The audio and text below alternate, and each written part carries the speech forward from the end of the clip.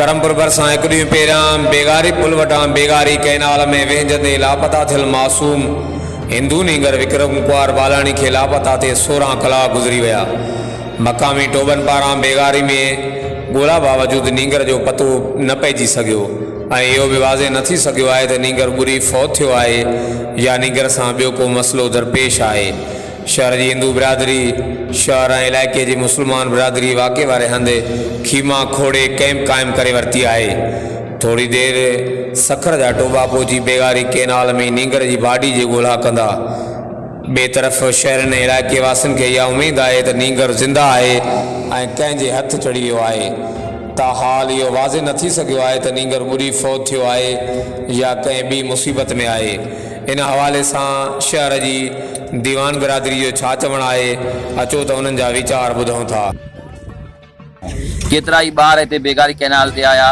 बेगारी canal ते इहो ॿार बि तरो कंदो हुयो। तरो करण खां बाद में जॾहिं असां तक़रीबन 7:35 ते तो निकितासीं त जेके हिन सां गॾु नंढा ॿार दोस्त हुआ उन्हनि जो चवणु आहे त हे ॿार निकितो आहे, पर कंफर्मेशन कंहिं बि शइ जी कोन्हे। 3-4 नंढा ॿार आहिनि। हिकिड़ो चए थो हिन पुल खे बि किरास कंदे असां ॾिठो आहे। हिकिड़ो छोकिरो को चाचड़ आहे गॾ गाॾी वारो, उहो बि हिनखे सुञाणींदो आहे, उहो चए थो मां बि ॾिठो आहे। कंफर्मेशन कंहिं बि शइ जी कोन्हे त को ईअं बि लॻंदा शवाद 7 खां पोइ हे ॿार नज़र न आयो आहे, छो जो उन खां बाद में कुझु माण्हू वीडियो बि भरियूं आहिनि, फ़ोटू बि कढिया त उन फ़ोटुनि में हे नज़र नथो अचे। 7 खां अॻु में हे मां ॿार बेगारी में तड़कंदे नज़र अचे थो। थी सघे थो हर शइ पॉसिबल आहे, ॿुधी वियो आहे बि पॉसिबल आहे, थी सघे थो लापता थी वियो आहे, कंहिंजे वर चढ़ी वियो आहे बि थी सघे थो। कंफर्मेशन कंहिं बि शइ जी कोन्हे।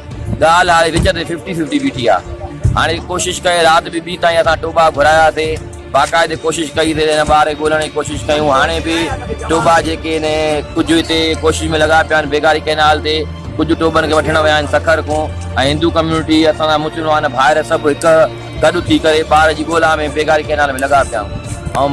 ऐं कल्ह असांजो वॾो ॾिणु हुयो नवरोज़। हर साल जीअं हिन साल बि मल्हायूं पिया। सॼी संगत, सॼो करमपुर, कुझु दोस्त मुस्लमान सभु हिते इंजॉय कयूं पिया। नंढड़ो असां 7:35 ते ॾिठो आहे। 7:35 खां 7:45 ते असां माण्हू ॿार कढिया आहिनि। उन खां पोइ कुझु माण्हू जो चवणु आहे त असां पुल जे मथो नंढे खे ॾिठो आहे घर वेंदे। वरी कुझु माण्हू जो ख़्यालु आहे त न ॿिली असांखे नज़र न आयो आहे। राति वॾी कोशिशि कई, सरदार साहब बि ॾाढी कोशिशि कई, DC सां, SP सां, करमपुर थाणे सां या टोबन सां, शबीर अली खान सरदार साहब जे पुटनि, शहर जा मुस्लमान हिंदू सभिनी भाइरनि असां मदद कई। 3 वॻे ताईं ॻोल्हा कईसीं। 3 वॻे कोई रिज़ल्ट न आयो। अलाह कंदो छोकिरो ॿाहिरि हूंदो, सरदारनि जे ज़ोर ते, शबीर अली खान जे ज़ोर ते मोटी ईंदो। अलाह कंदो पाणी में न हूंदो।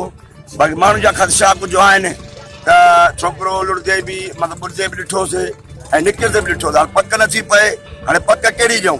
अलाह कंदो असां चवंदा अलाह करे, अलाह जो रसूल करे त ही ॿाहिरि हुजे। ॿाहिरियों माण्हू मिंट मोटी सघंदो, अंदरियों माण्हू न मोटी सघंदो।